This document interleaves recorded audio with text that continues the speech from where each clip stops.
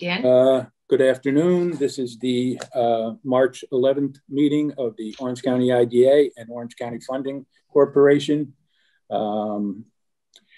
We thank you for watching us today. Obviously, we are a new board, so we're feeling our way to some extent. We're getting a lot of help from people in the staff along the way. So what I'll do now is I'll turn it over to Lori to do the roll call, and then, and I'm sorry, let's do the Pledge of Allegiance. So we could all stand up, please. Pledge allegiance. Pledge allegiance to the flag of the United States of America, and to the republic for which it stands, one nation, under God, indivisible, with liberty and justice for all. Thank you. Okay. Lori, if you do the roll call, please. We got it. Chairman Bloomer. Here. Paul Ruskevich. Here. John Douthit. Here. Mike Torelli. Present. Vincent Odock. Present. Tyler Etzel. Here. Leslie Pieri. Here. Also with us are me, Laurie Villasusa, the Chief Executive Officer, Vinny Casalino of Galileo Technologies, Managing Director, Melanie Schouten, Chief Operating Officer, Edward Janishevitz, Chief Financial Officer, Kevin Dowd, Attorney in Russ Ginzel from Harris Beach. The first item on the agenda is the approval of the minutes. We have 5 sets of minutes, but Kevin, I believe that you had some comments about whether or not those should be approved today and what we need to do for that. Well, I don't think that this board would probably not feel comfortable approving minutes that they were not participants in. So what I would suggest that we just post them as they appear and not have a vote of the board. I don't think anybody would feel comfortable doing that, and I don't think they have to, but these are a reflection of what transpired by the old board over the last, basically the last month or so. Okay. Does everybody agree with that? You want to? I agree with that, yes. Okay. Thank you, Kevin. So then moving on to financial reports and requests for payments. Let's see, we've got RJ and Rob here with us from JGS. We will go through the audit first, I think, and then we will go over to our financial reports. Ed, if that's okay with you. Yep. You're muted, Ed. I can't hear you. Yes, I guess it's okay. All right, Rob, RJ, take it away. Good afternoon, everyone. My name is RJ Martucci. I am the lead auditor for Jellison, Giordano, and Siegel on the IDA and OCFC audits. I'm joined today with by Rob Unger, who's a partner of mine. He's also the lead auditor from the 2019 audit. So, we're bringing both years together here. Does everyone have the audited financials in front of them? Yes. Okay, I do. Great. Lori, I don't know if you want to, I know we usually cover the consolidated audit together as the OCFC standalone is incorporated. I don't know if the new board would like to go through both sets of financials. Be as thorough. Go ahead, go all in. This is a committee of the whole. So you would give the same report that you would give to the audit committee here. Okay, very good. All right, so we will start with the IDA and component unit financials.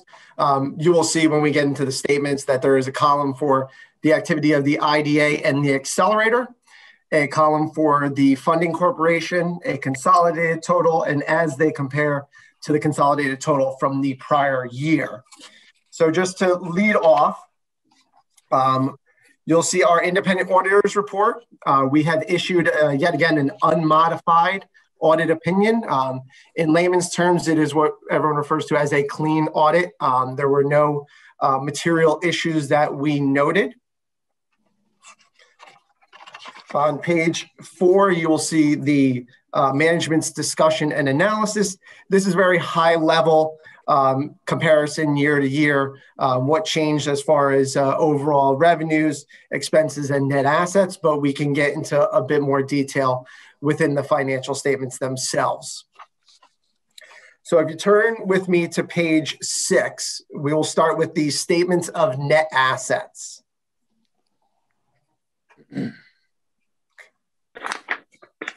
Okay.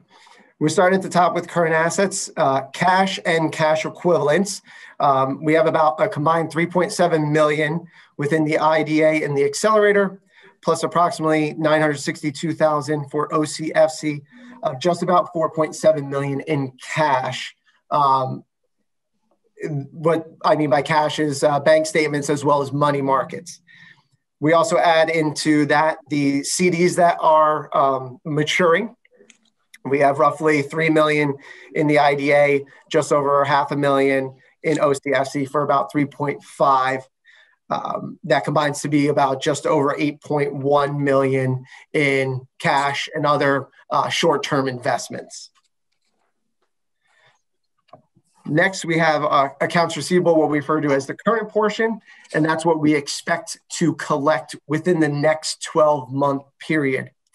As you can see, there is a large portion, $2 million of that roughly 8 million is due from the Warwick Valley Land Development Corporation. The IDA had essentially lent money to this organization as they did a build out of a Warwick-based hemp facility that was just going to be used for various farms and other organizations in the Blackter area. The organization was receiving a grant of $3 million for which they will refund us $2 million when those funds do come in. So that's, I believe they're in the process of applying for that now. Vinny, you can give me a nod if that's correct. Yeah. RJ, may I add something here? Absolutely. Go ahead, Lori.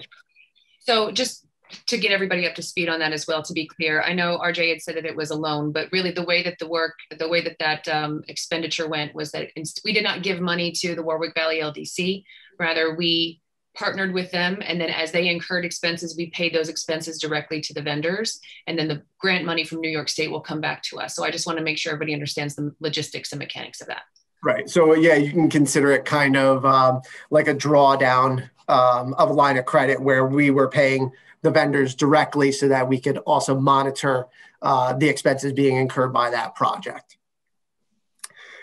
Within that additional AR amount, we have approximately $500,000 to $600,000 coming in from Merlin Entertainment, which is the last, I believe, the last payment of their application fees. It was broken down over, I think, a 4 or 5 year period, 5-year period that they were paying their application and project fees for.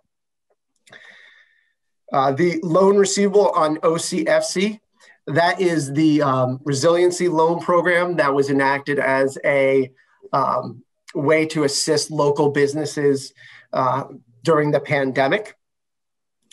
I believe up to 10,000 was available per organization. The goal was to assist, I think, 50 organizations, small businesses in Orange County. So a total of about 476,000 was loaned out. We've collected almost, I would say, just about 100,000 on those loans to date, and as well as setting a reserve against the receivable balance of about 70,000. So we're taking a hedge that 70,000 of those loans will not be repaid based on the financial solvency of the organizations we look to assist with that program. After that, we have accrued interest receivable.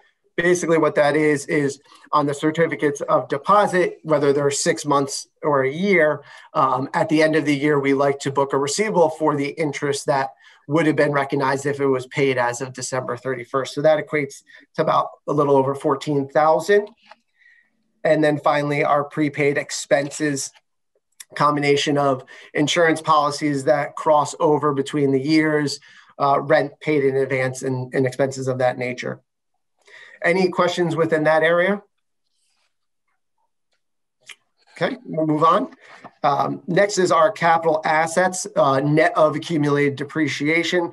We're at roughly 641,000. That is a mix of equipment, leasehold improvements at various accelerator locations, furniture fixtures around those locations, as well as at the main accelerator IDA location in New Windsor.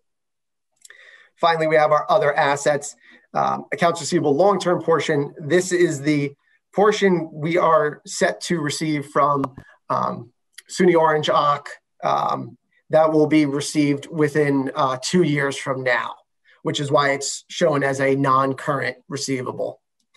And then security deposits are basically the security deposits for accelerator locations. So that leaves us total assets of 10.3 million roughly on the IDA and the accelerator, 1,778,000 on the funding corporation for combined total assets of just over 12 million, which is down about 3.3 roughly 3.3 million from prior years. Can I ask a question on the accounts receivable from SUNY Orange? How old is that? Yes. So that was a 10-year repayment to the IDA. So roughly we have one due back in 21 and then the final year in 22. Okay. Thank you. You're welcome. Was that a grant or a loan, or what was that? They called it a re-granting. Yeah. So it was the IDA had laid out the money, and then the SUNY was intending to pay that back. It was right around, I think just before I started, actually, because we extended it. Ultimately, it was supposed to be due a few years ago, but they had approached us because the college was having some, financial struggles. So they ultimately asked to meter it out a little bit further. So we extended it for, I think, 5 years, a few years ago. And so, yeah, it was not necessarily a loan, but it was always intended to come back to the IDA. And that was for a program or a... Yeah, it was for a business development program. I can get you more information on that. Yeah, they were, that was fairly common back around between 2006 up through 2012, that the college would go to the IDA to fund programs and then repay them. So I'm glad to see that the college has repaid all except for this small portion. But yeah, they don't do that anymore, by the way. Right. Good. Okay, so continuing on into the liabilities and net assets section. Within current liabilities, we have accounts payable and accrued expenses of $472,000 and an additional $8,400 from the funding corp. In that balance, go ahead, Lori. I'm sorry, just because I have it and I just want to make sure that everybody has the information. So it was back in 2005, actually, that the IDA partnered with the college for $555,000. And then it was to be for the purposes of funding the college's business training and professional development center. And it was renegotiated in 2014, where we allowed it to be expanded a little bit further. So I just wanted to make sure everybody had all the story. Thank you. You're welcome. Good. Thanks, Lori. All right, so getting back to it, the accounts payable, these are expenses that were outstanding at the end of the year. A large portion of that, to familiarize everyone, in a recent prior year, the IDA had tasked JGS with doing an audit of an agreement that they had with IBM, where IBM would pay fees to the IDA for a reduction in sales tax. We had done an audit. We had determined that they had overpaid, so we had applied a credit rather than refunding the overpayment. We applied a credit. So as we go forward, they will, each year that they have to pay, they will just kind of chip away. I think there's about 100,000, maybe a little bit more than 100,000, 150,000 left on that. About 400,000 was recognized in 2020. Tenant security deposits, those are effectively the deposits that we have from accelerator tenants that we would owe upon their departure from the accelerator location they're occupying. So that's a total current assets of about 486,000 as compared to roughly 1.2 million at this time last year. Lastly, we have the net investment section. As you can see, we have investments in capital assets. That is effectively a dollar for dollar to our physical investment in fixed assets. We have unrestricted net assets designated, 951,000 and 150,000 respectively. What those are funds designated for effectively the 21 budgeted year for various programs, project-related loan programs. So if you were to review the 21 budgets for the IDA and the funding corp, if you review the money set aside or budgeted for projects and loan programs, that's where you arrive at this designated number. So it's money set aside for use, for an intended use. Yes, Lori. Where's the Heritage Trail expenditure? Where is that in this? So if it wasn't called out in the budget that we had specifically, it would not be, in a designated piece right now. Okay. Yeah. That was shifted at the end of 2019, so it would not have been in the 2021. Oh, right. Okay. Gotcha. Yeah.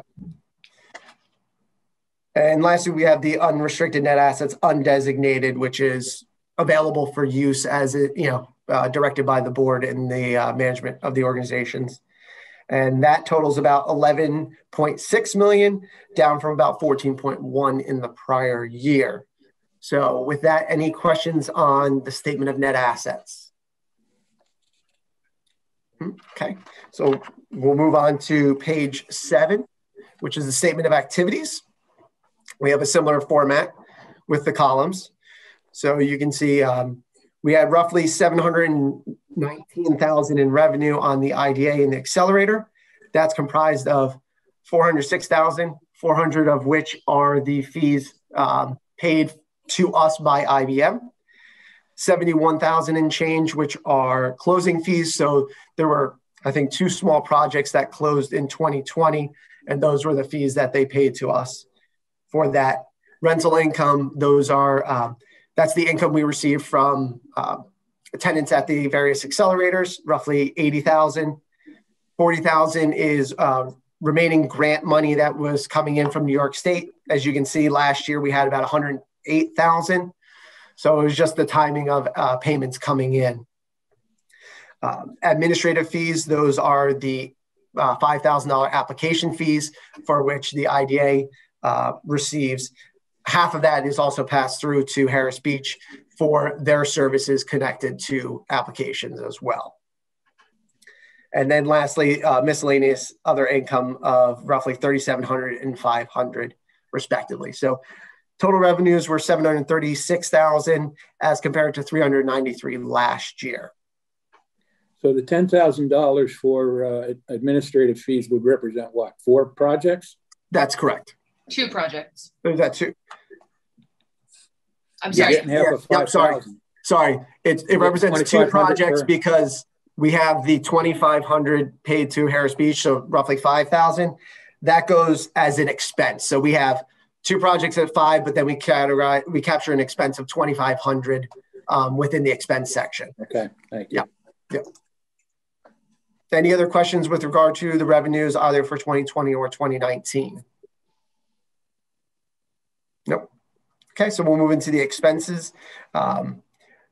We have project and special initiatives. As you can see, we had a lot less going on in the current year as compared to the prior year. 892,000 roughly in 2019, 194,000 in 2020. Payroll is about 566,000 with applicable payroll taxes and administrative fees of 35,000 and 8,000. Rents across the various accelerators is about 470,000. Management fees, 822,000. Professional fees of 418 and 22. Advertising about 179,000. Other major items are repairs and maintenance. So that's also inclusive of cleaning and maintenance of accelerated locations, as well as any small nominal improvements that are deemed to be large leasehold improvements. Our depreciation expense of roughly 90,000 gets us a combined total expense of roughly 3,067,000 for the IDA and the accelerator, 202,000 on the funding corp for roughly 3.3 million, similar to last year with regard to expenses incurred. The changes in net assets is a combined 2.5 net reduction in net assets versus 2.9 last year. And then you can see where we started the beginning of the year in net assets and where we ultimately ended up. Any particular questions on the statement of activities at this time? Yeah, I have one question. Repairs and maintenance last year was around 30,000. This year, 105,000. Yep. What's the reason for that jump? Is that COVID related or something else? So I believe that is combined with some of the new accelerators that have come on board in the current year. But I can get you additional detail as to the full nature of all the repairs and maintenance if that's what you like. I believe that's the bringing on of 603 and the heating system that had to be repaired, I believe. But okay. let's get Paul the exact information. I'll get you the detail. Thank you. Yep. Any other questions we can answer at this time? Yeah, I got a question. Sure. Why 2019 projects and special initiatives was 900,000 and only 200,000 last year, and management this year is 275, 280,000 more? What was the difference in the years? Yes, so project and special initiatives, we had a lot going on in 19. Particularly, we had various projects going on in, I think, the Highland Falls area. And I think that was kind of a beautification process. There were small projects going on in Florida and around the Goshen area.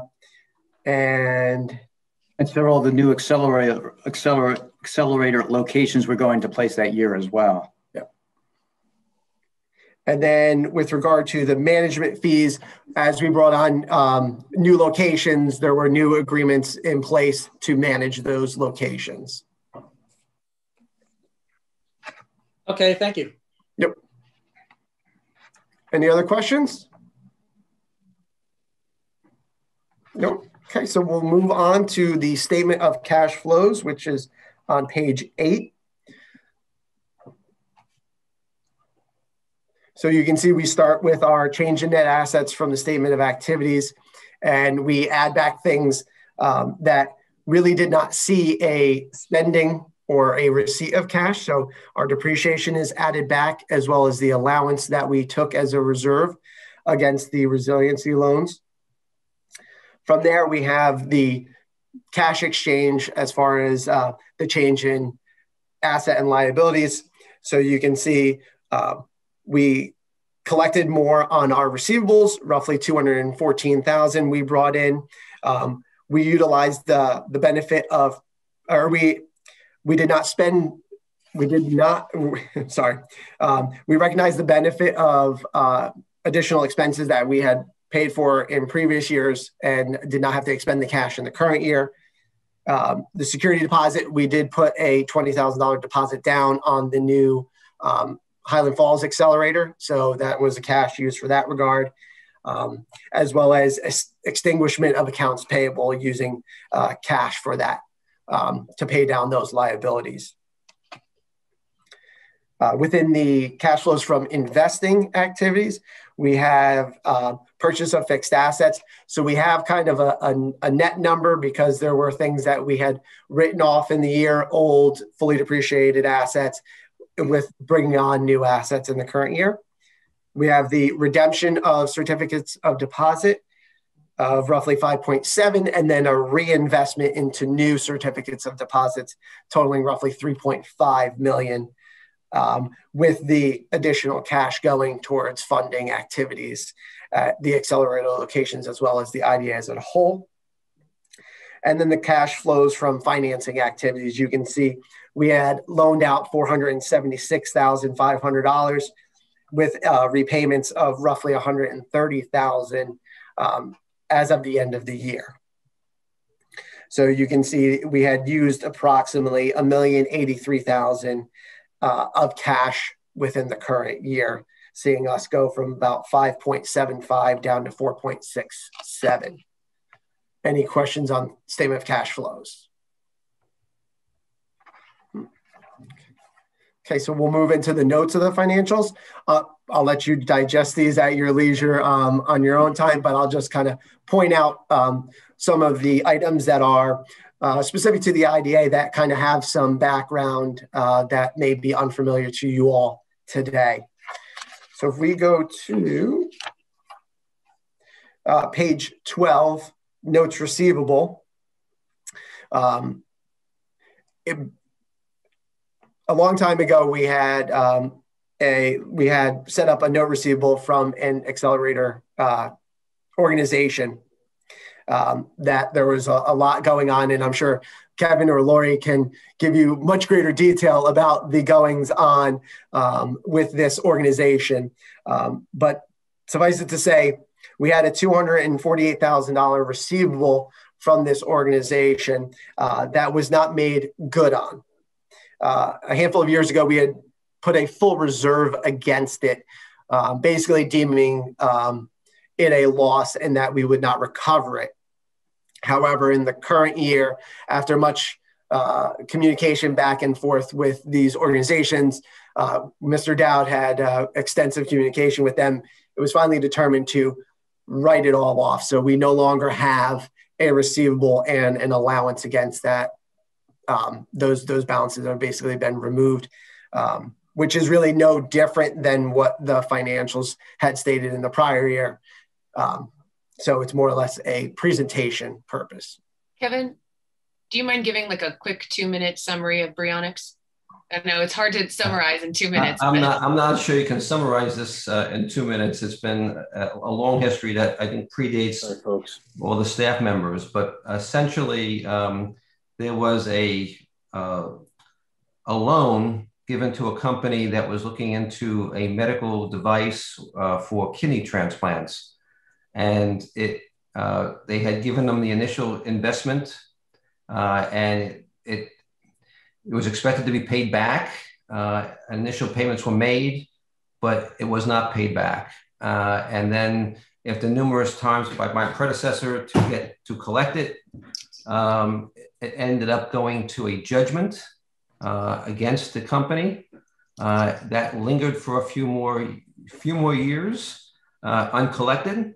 And then for some reason I'm not really sure of, but again, it was done during way before I was here, was that there was a decision, instead of keeping the judgment in place, they transformed it into stock options or shares of stock with this company, with the idea that this was going to become a much needed kidney transplant mechanism, and that those shares would be worth more than the actual debt was owed.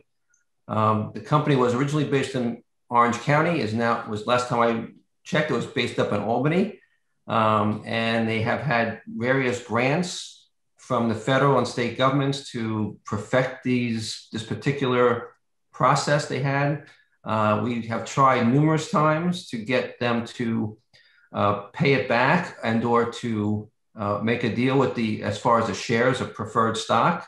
And the last time I think that we had a meeting with them was probably 3 years ago, where I had discussions with the owner. We brought him into talk to the board, and there was no semblance of an agreement. So we could not come to an agreement, and it basically just sat there. And the board ultimately decided last year really to sort of write this thing off. And as I said, there's other details I can go into, but I prefer not to do it in a live session. There's probably some interesting information you would want to know, but it's as to the connections here. So, but it's not necessary to do that right now. But it has a very long history. And I just want to add, I don't know if they ultimately became a part of the accelerator when it first started, but this is from 2001. So this is well before the accelerator started. So right. I don't know again, I wasn't around then. I don't know how they started the relationship, but it wasn't an accelerator tenant. Right. Where were they based? Is this like out of Otisville or something? Okay. Okay. Dan, I think you know who the principal was. All right. Okay. Okay. Back to you. Yep. So in similar notes 8 and 9, we have development costs and investments in an LLC. The development costs pertain to some parcels in the Newburgh area that I believe the IDA was looking to develop ultimately to potentially get to a land site for a formal building before they landed in New Windsor and renting from First Columbia up on the hill by the Stewart Airport. But the goal was to ultimately recoup some of those development costs, I believe, with Lori can help me out, but I believe it was the Port Authority. That's correct. But that also, similar to the Brionics note receivable, as well as this investment in an LLC, we had taken impairment losses against all those assets, recognizing an expense that we would not collect on our investments or our receivable. But we finally decided to write those things fully off of the books in 2020.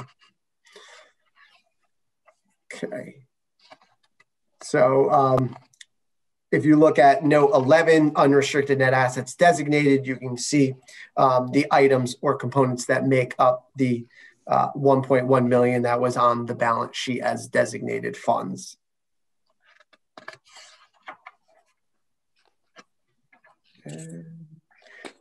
Note 15, project expenses, that gets into the details regarding the 2 million that is due back from, due from the state for the Warwick project that went on. It breaks it out into the various phases of the overall project, so you can familiarize yourself with that.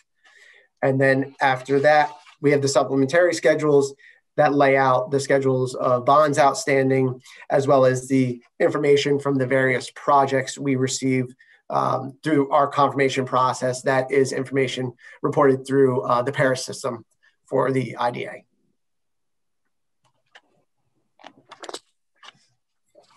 Any questions on the consolidated financials and footnotes?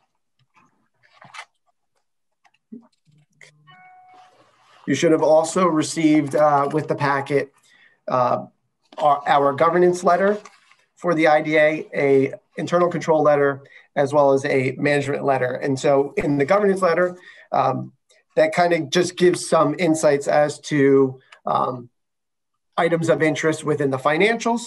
To note that we had no issues with management. They've always been very professional with us, very forthcoming with understandings and background, and the sharing of documentation that we use for our audit purposes.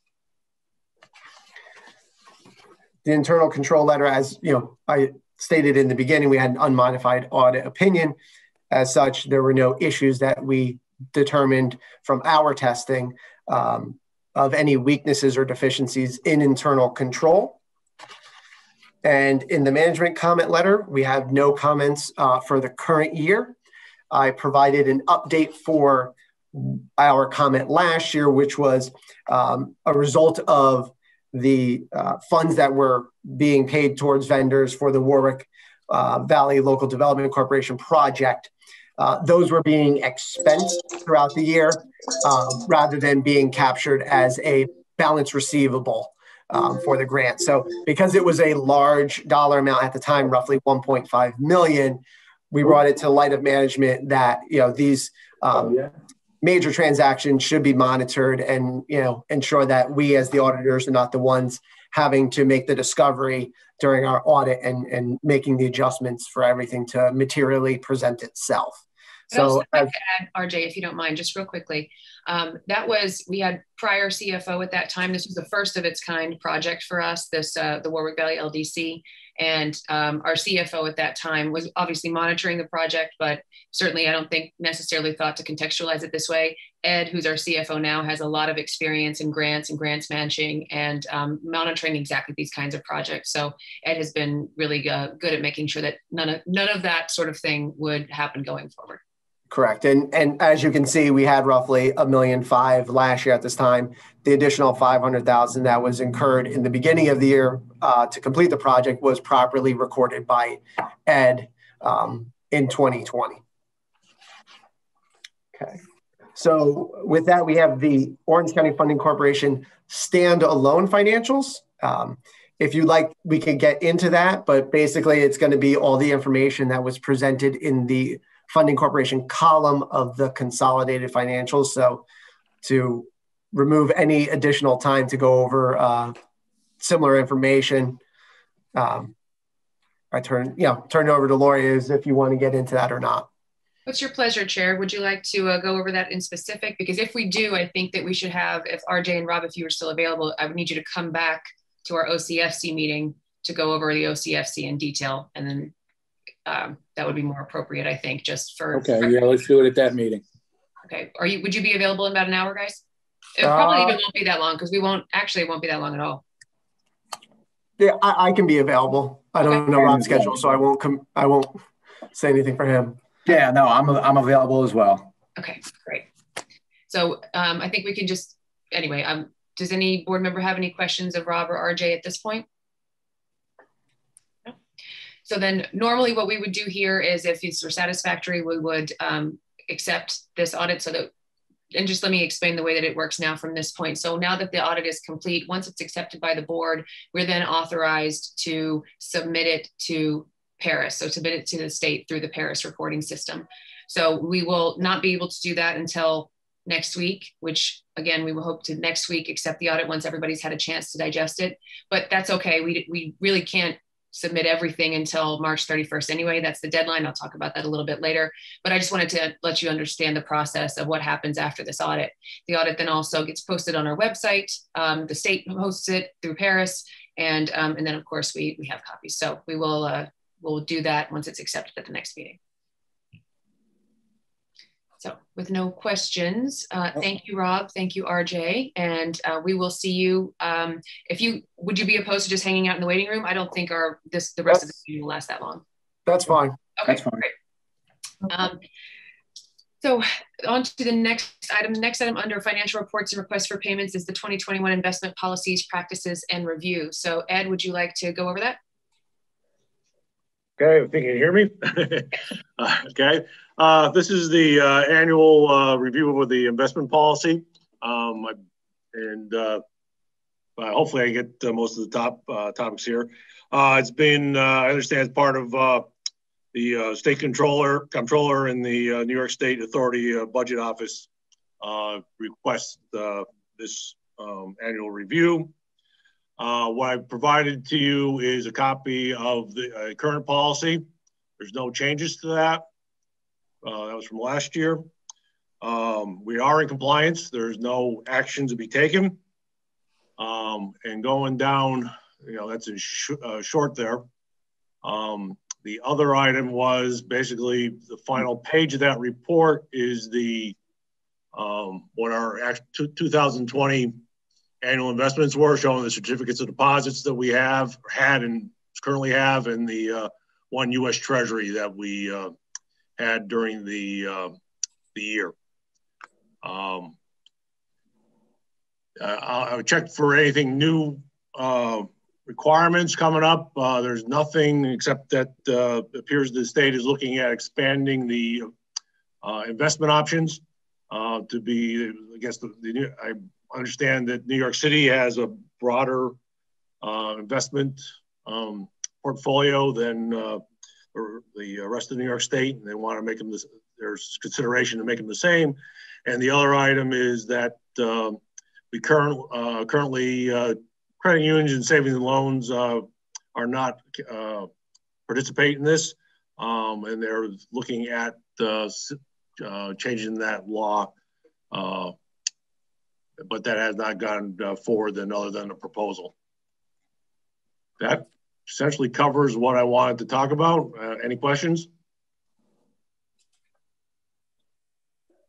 And then next, Ed, if you would just go over the financial reports and requests for payments. All right, this is the more standard stuff. First of all, I start off with, so I gotta get the right chart here. And just so everybody knows, we're on page 16 of your packet.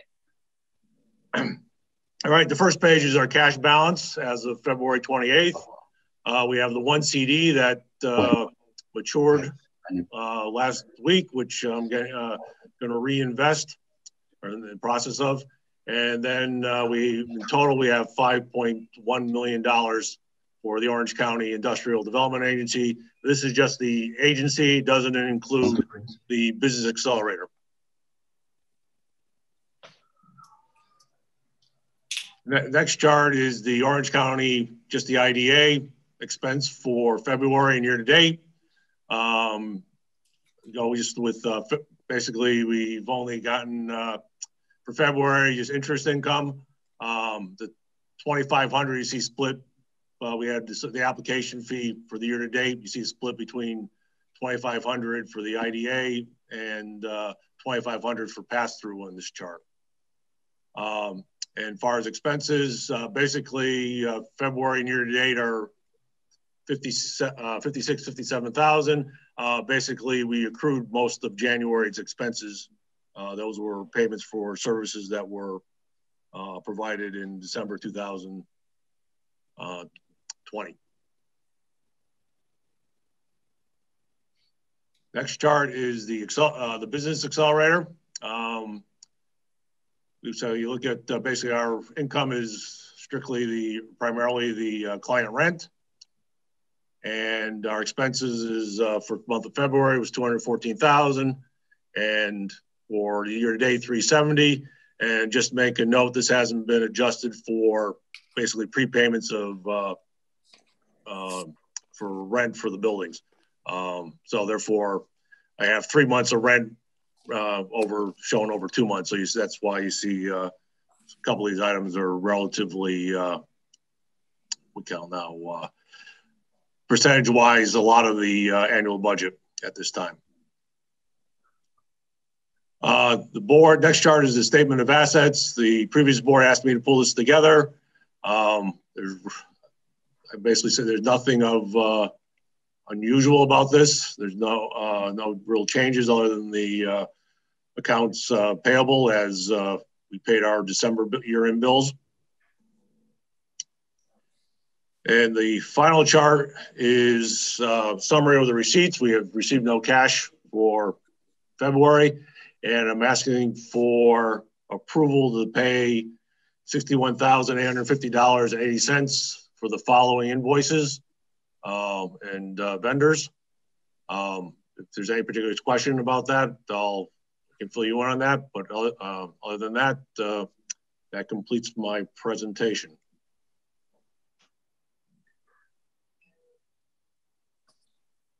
Any questions? No? So then in that case, what we would need is to call for a motion and second to approve the reports and to approve the vouchers and the payments. So moved.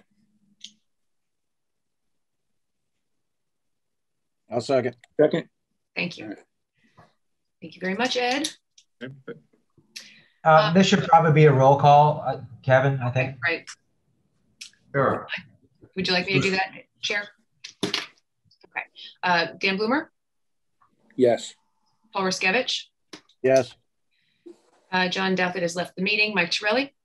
No. Vincent Oduck? Yes. Okay. Tyler Etzel? Yes. And Leslie Pieri? Yes. Okay. Motion passes 5-1. Okay. So, okay.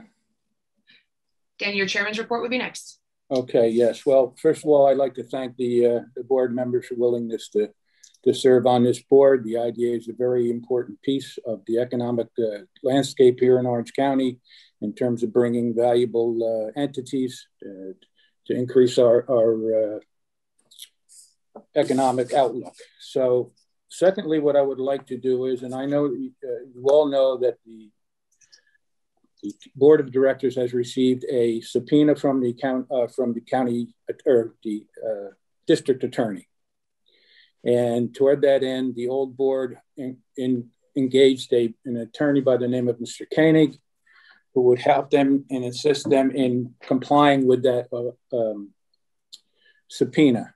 What I would like to do now is to rescind Mr. Koenig's letter of engagement, and we'd have to do it by, Kevin, we have a motion on that or a...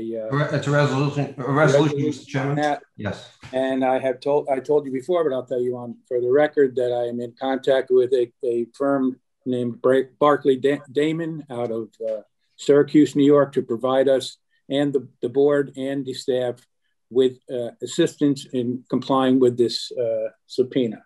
So, Dan, may I ask a question at Russ Genzel?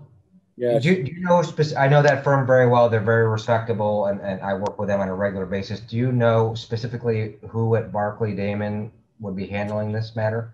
I've been speaking with Kevin McAuliffe. Okay, great. So Dan, the resolution I prepared was to terminate the engagement of Hinckley Allen, which is Mike Kernig's firm. Okay. Are you going to wait till next week to retain Barclay Damon? Yes, I'm in the process of getting a letters from him and pricing and all of that stuff. So okay. We can bring that forward at the next meeting. Okay, very good. Do you want to do that resolution now? Yes, please. Okay, so the normal procedure is for me to read the title of the resolution and then do the roll call, motion second and then a roll call. Okay. Yep. So the resolution is a resolution terminating the engagement of the law firm of Hinckley Allen in Albany, New York, to represent the IDA on certain matters. I'll second that. Who made the motion? Nobody. I'll make the motion. Okay. I apologize. I thought Mr. Boomer made the motion. We have to have one to second. Okay, Mr. Riskevich? Yes, I'll second. Ms. Pieri? Aye or nay? Aye. Yes. Aye. Mr. Edsel? Aye. Mr. Douthit is absent. Mr. Torelli? Aye. Mr. Odock? Aye. And Chairman Bloomer? Aye. All right, that is 6 ayes, Mr. Chairman. The resolution's adopted. Next, I would like to move the items with regard to the Fiorello Pharmaceutical final resolution.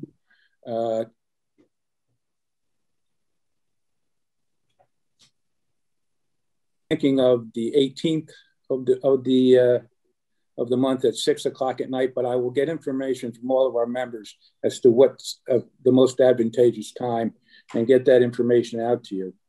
Also, we would like to move the acceptance of the audit to that point in time as well.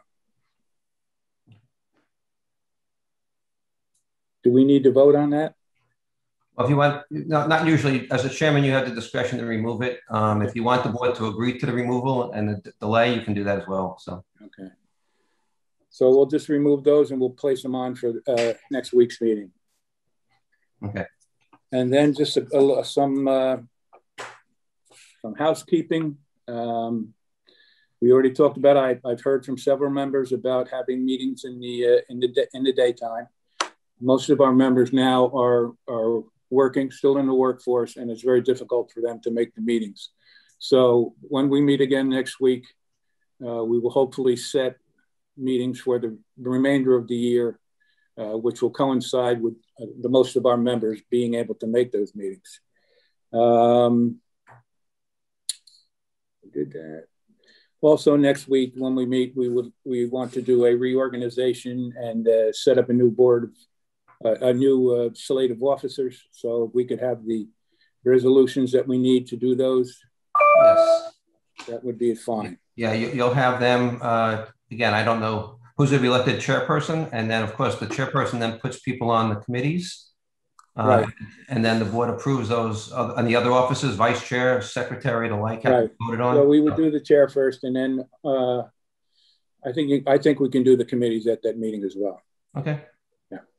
And this is Russ. We will get the resolution to the board for its consideration tomorrow. So you have plenty of time to review that in addition to the other documentation that you've already been, frankly bombarded with. So. Okay, thank you. And just to say to the board, I'm deeply appreciative of the effort you've put out in trying to make all these meetings the last couple of weeks. This has been a tough week. Once we get by next week, I am hopeful that we will settle into a good rhythm, and we will increase our knowledge of the subject matter every week, and certainly won't be as hectic as this. But I thank you for your efforts. Have all the board members signed the oath of office book? They've all been sworn in, yes. Terrific. Okay. First thing. Also, I think mentioned that. I should have mentioned that right off the bat. The other thing is that one of the things we want to do is get you official OCNYIDA email addresses so that we can be sending them to you. There's obviously some confidential information. They have them. They have them already? Them? Yes. Okay, okay. Great. That's good to know, because as Kevin said, there is information we need to get out to board members that we don't want to be sending out through AOL.com or Yahoo.com or whatever. So they were all sent out to everybody yesterday. So if everyone could please attempt to log into your account. If you have any issues, let me know so I can help you. And it's a Google Gmail-based account, so it should be easy to access for everyone. So that was in one of the it's OCIDA OCFC action items email. So that all that information will be included. So any questions? No, I did see that. You're right, Melanie. Thank you. Yeah, so do we have a date and time set for next? Yeah. I'm going to be surveying tomorrow, probably all of our members, to see what the best time is, and we will have a date by tomorrow. Yes. Okay. Thank you. Dan. Thank you. And Mr. Chairman, one more thing, just so that everybody knows, when we send out the notice of the meeting with the Zoom information, that is specifically to board members, so they can go into the waiting room and then be allowed in. Yesterday, I think we had some people who showed up in our waiting room that were not could have had access. We didn't have a waiting room that could have access to your meeting. We want to make sure there's no hacking of the Zoom conference that has happened in some municipalities in this county and around. That's why we have the waiting room, but that's also why we tell you don't circulate that Zoom conference number. It's specific to you to get into the meeting to participate, okay? We don't know how it happened, but we had, I think, Melanie, 4 people in there yesterday that weren't supposed to be there? Two, okay. So just so you know, okay? Yeah, Dan, can I make a few quick comments? Yes, sir. Yeah. Oh, I'm sorry, Paul, just before you go. Yeah, I want to open that up now as part of my report to any board member who has any comments or, suggestions or whatever. So let's do that. Yes. Yeah, I just want to echo some of your comments and thanking the rest of the board members for agreeing to serve on the IDA board. As you know, we're all aware of the action that the legislature took last week. We did put this board together in a fairly quick time frame. I think we've assembled a very good board. We have very good diversity of backgrounds and skill sets, which I think are going to be beneficial to the IDA. I know, Dan, you mentioned the subpoena from the DA's office requesting information. There was also a letter sent to the IDA back in December from the legislature requesting specific information. I know the legislature still is looking for that information. That being said, I know that the DA's subpoena, of course, takes priority. However, I would like to get some assurance back to the legislature that staff is working on compiling that information and will be forthcoming. I know that staff is working on compiling all that information. It's quite a bit of information. And I think when we meet next week, we can address that with our new attorney there. Okay, yeah, thank you. I realize there is a lot of information. I think some of it probably overlaps, so we can Understood. Discuss it next week. Thank you. Anyone else? Okay, hearing none, I am going to turn it back over to Lori. Great. So just the first item, I just want to mention the reason that we're still able to meet on Zoom is because the remote public meetings order was signed and authorized through March 24th.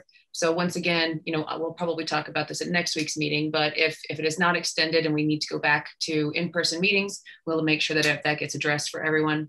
We talked a lot about Paris today. Based on our actions at next week's meeting, if the audit is accepted, we will be in a position to submit to Paris or submit through Paris to the Office of the State Comptroller our 2020 audit.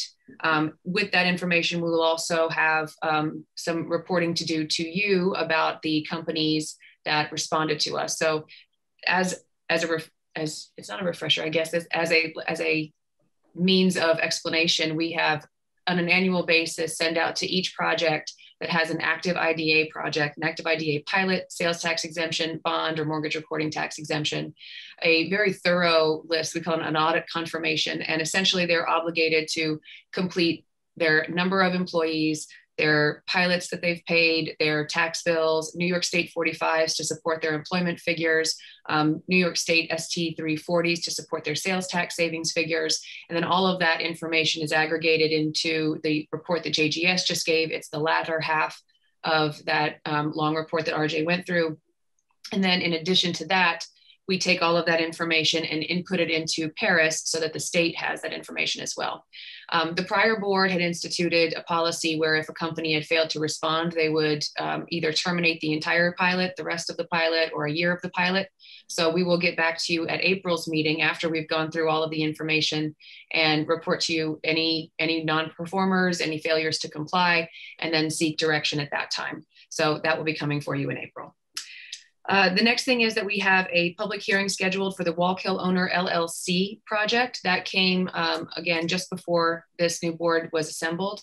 That is a project in the town of Wallkill / Middletown that basically seeks to bond and finance an affordable living center area, and they take the funds, the proceeds, and they renovate that facility so that no members or no tenants of that facility are displaced. They are seeking a pilot, sales tax, mortgage recording tax, and bonds. They have right now currently a pilot with the town of Wallkill, but the town of Wallkill is not able, the town of Wallkill IDA. The town of Wallkill IDA is not able to issue the bonds they're seeking, so they're going to come over to us, and our pilot would essentially replace the Wallkill's pilot. So we'll hold that public hearing on the 16th as scheduled, but if it's the board's pleasure, we can make sure that they come back to the board to explain to this new board the entirety of the project, to understand, the scope of the work, the players involved. Russ has worked very closely with this firm for a number of years through Harris Beach, so he's very familiar with them, and we can certainly have them come back. The public hearing, all it does is kind of checks the box in our process. One, of course, it allows us to offer the public an option to weigh in, to give us their opinion on the project. But then also, we have to have that by law to make sure that we can move on to final resolution when it's time. That project won't move forward probably until later in the year. So we can still hold a public hearing, but we could certainly make sure that you're really comfortable with that project before it goes on. The next is that we've had, every year we get foiled by the American Transparency Group. So they request copies of all of our checks that have been paid for that year. So we get a QuickBook report. So we will be responding to that FOIL within the typical time frame, currently working to satisfy that. We've all talked about the reorganizational meeting. The email addresses that Melanie sent out are there for you. Of course, we look forward to working with you on those. Also, we have our state compliance level is very high. We're obviously working on our annual compliance, but ongoing regular compliance is something that we're always working with. So our website, if you've been on it, I'm sure you've noticed, is very data heavy. There's a lot of documents on there. There are a lot of project information, and board information is required as well. So the state requires us to put information from all of our board members and staff onto the website. Pictures, I believe I'll have to pull out the ABO's guidelines, but they ask for, if not require, photos of board members and staff. And then they also like to make sure that we have information on each board member.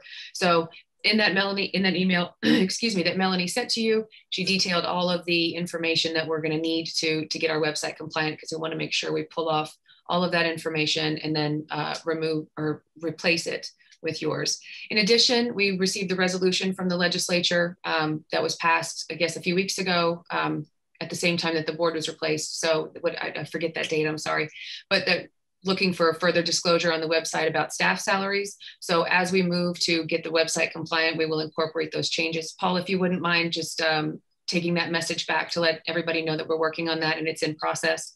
Again, it's a heavy lift. That website is very data heavy. So we're going to make sure that it's there and it's clear and accessible to the public. And I think with that, that is all I have. Does anybody have any questions for me? No? Okay. That being said, we have, as our chair mentioned, moved the Fiorello Pharmaceuticals resolution to next week to give everybody time to review all of the information that was included. We will not be having an executive session today, but is there any other board business? Yeah, I just wanted to say again that with regard to the Fiorello project, we all now have the documentation in our package to go over, and that board members can also go on the website, the IDA website, and re-review yesterday's presentation. So if you need to do that, you can do that. So we'll be ready to vote next week. Just one other item, if all the members of the board would send me your actual address, I need to get that over to the ethics board at the county. They've asked me for the addresses, we have to file an ethics form within 60 days of being seated on the board. So that's it for me. Thank you. With that, we just need the we need a motion for adjournment. I will say before we do that, we will adjourn and then we will not go anywhere because we will immediately call to order our OCFC meeting. Make a motion to adjourn. Second. Second. All in favor? Aye. Aye. Thank you.